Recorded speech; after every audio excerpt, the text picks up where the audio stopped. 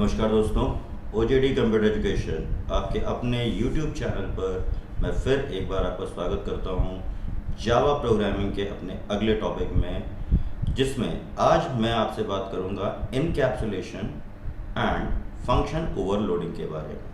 जी हाँ, तो class and object के प्रोग्राम्स में हम लोग पहले तो क्लास कैसे बनती है, डाटा मेंबर्स कैसे डिक्लेयर होते हैं और उनके मेथड्स कैसे बनते हैं उसको हम लोग देख चुके हैं। और उसके किसी भी मेंबर को कॉल करने के लिए हमें ऑब्जेक्ट बनाना पड़ता है, वो भी हम सीख चुके हैं।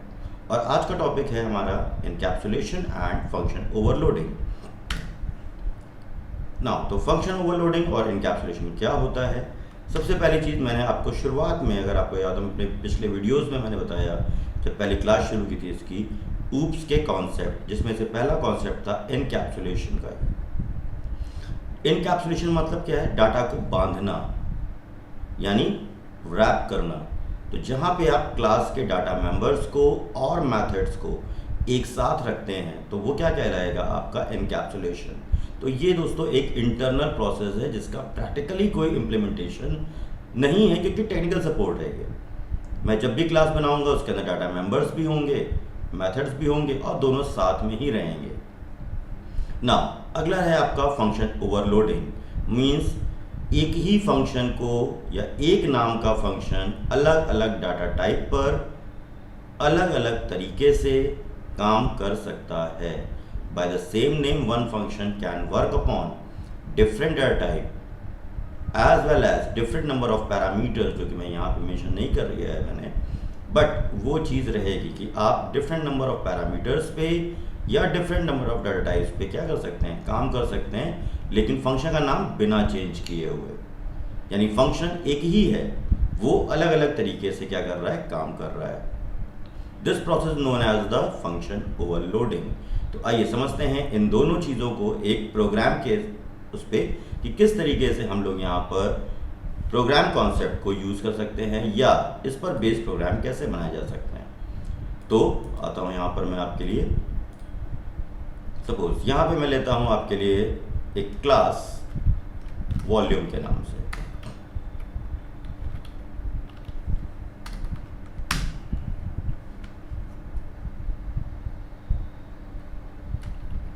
नाउ क्लास यहाँ पे बना देता हूँ मैं आपके लिए डमी।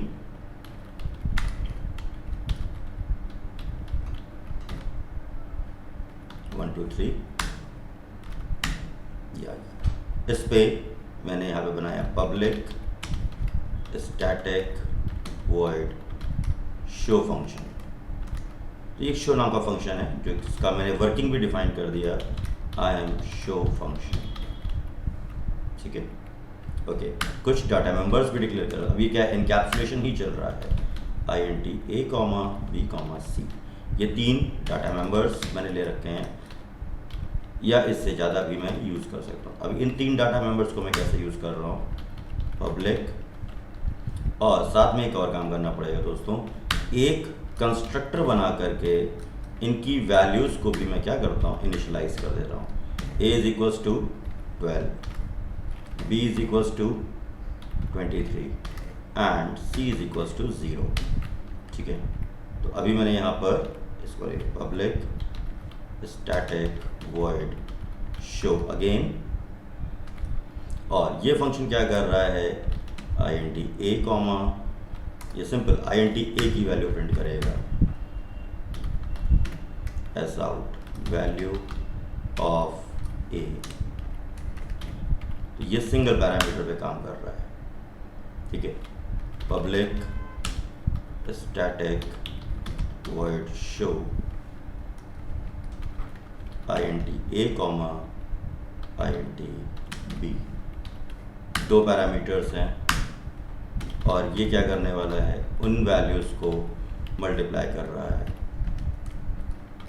A into B। ठीक है, और इस शो फंक्शन को मैं यूज़ कर लेता हूँ अपने डाटा मेंबर्स की वैल्यूज़ को ऐड करने के लिए।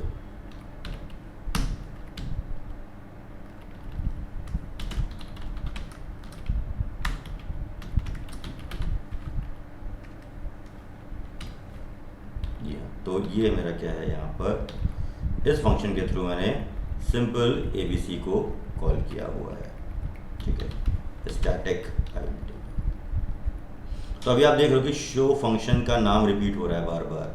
ये शो फंक्शन काम कर रहा है क्लास के डाटा मेंबर्स के साथ में। ये शो फंक्शन वेट करेगा किसी एक पैरामीटर के लिए।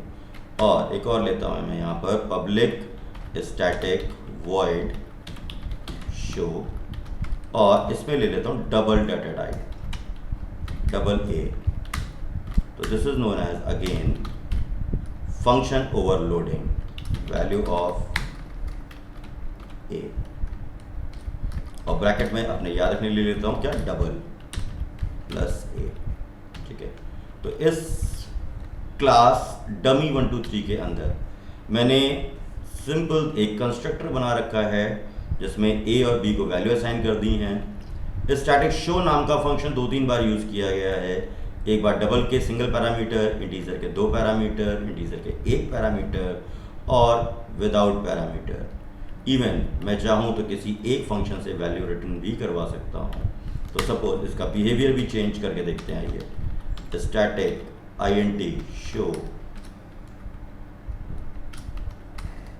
और यहाँ पे लेते हैं हम लोग डबल A, डबल B, और इसके थ्रू रिटर्न करवाते हैं रिटर्न A इंटू B। तो ये क्या करेगा, डबल वैल्यूज का रिटर्निंग करेगा। अब मेरे ख्याल से कुछ एरर आ रही है, ओके, तो कास्टिंग नहीं कर पाएगा, तो मैं इसको एक और वेरिएबल दे देता हूँ यहाँ पर, double C is equals to A into B। Now I hope कि ये इस समय क्या कर सकता है, C को रिटर्न कर सकता है, बट अनफॉर्चुनेटली ये C को भी, अच्छा, ये इंटीजर टाइप की वैल्यू को ही रिटर्न कर पाएगा, डबल टाइप की वैल्यू को रिटर्न नहीं कर पाएगा। कोई इश्यू नहीं है, तो मैं इसको इंटीजर में ही कन्वर्ट कर लेता हूँ। या पैरामीटर्स, चलिए इसको अभी छोड़ देता हूँ, मैं थोड़ा सा एरर आ रही है, तो अभी इसको मैं अवॉइड करता हूँ ना। तो अभी फ़िलहाल ये फंक्शंस हैं, ठीक है। अब मैं क्लास वॉल्यूम में जा करके मेन लिखता हूँ, dummy 1 2 3 is equals to new dummy 1 2 3 का एक ऑब्जेक्ट बनाता हूँ।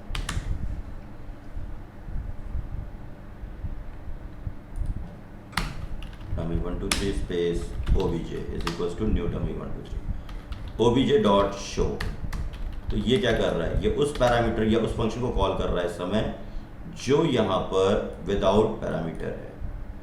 देन मैंने यहाँ पे कॉल किया है obj डॉट शो अगेन। तो इनके सिग्नेचर मेथड क्या हो रहे हैं, चेंज हो रहे हैं यहाँ पर, ठीक है ना। तो obj डॉट शो अगेन 1.2, 2, 3.4। तो ये डबल पैरामीटर्स के साथ में काम कर रहे होंगे। ओके, सिंगल पैरामीटर है तो यहाँ पे एक ही पैरामीटर देता हूँ मैं 1.2, और obj डॉट शो यहाँ पे मैं इंटीजर के 2 पैरामीटर्स यहाँ पे दे रहा हूँ। तो अपने अपने सिग्नेचर्स क्या कर रहे हैं, वो ऑटोमेटिकली कॉल कर रहे हैं। अभी यहाँ पे एक छोटा सा वार्निंग आ रहा है जो सिंपल ये कह रहा है कि आप क्लास का नाम लिख दोगे तो भी काम हो जाएगा, ठीक है ना। तो ये नेटबीन्स का एक अपडेटेड वर्जन है, जिस वजह से यहाँ पे क्या है, आपको किसी भी क्लास की ऑब्जेक्ट बनाने की ज़रूरत नहीं पड़ रही है। आप चाहो तो इस तरीके से भी काम कर सकते हो। तो देयर आर 2 ऑल्टरनेट वेज जहाँ पे आप स्टैटिक मेथड को कॉल कर सकते हैं, ठीक है, या कोई भी फंक्शन के थ्रू। तो आइए रेफर करते हैं इसको प्रोग्राम पर। तो दोनों में एरर नहीं है, by the same name of class भी आप कॉल कर सकते हो, क्लास के नाम से भी, और क्लास का ऑब्जेक्ट बना के भी कॉल कर सकते हो। बट याद रखिए कि ये यूनिवर्सल मेथड है। सपोज कल को आपको नेटबीन्स पे नहीं इक्लिप्स पे काम करना है या किसी और उस पर काम करना है, तो मे बी कि ये क्लास के नेम वाला कंटेंट सपोर्ट ना करे, बट ऑब्जेक्ट बना के काम करना है, ये तो यूनिवर्सल काम करेगा ही करेगा। तो आइए प्रोग्राम रन करा के देखते हैं इसका।